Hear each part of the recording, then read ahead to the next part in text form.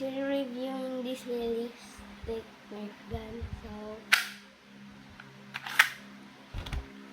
I have 6 bullets, but I'm gonna only use just one.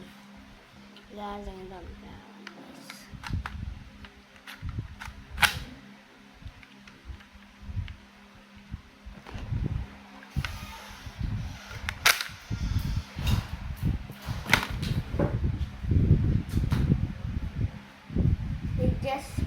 It dented the box.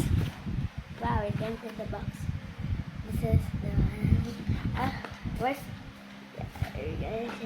the shell, right? This is where the shell. Oh yeah, that's. I give it a 10 out of 10. I love it very much. This is how you put it back. Hello. We have 6 more.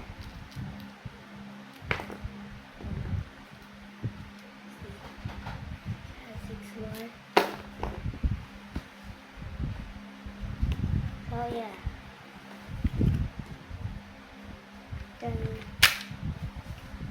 you don't have bullets, it will just end up like this.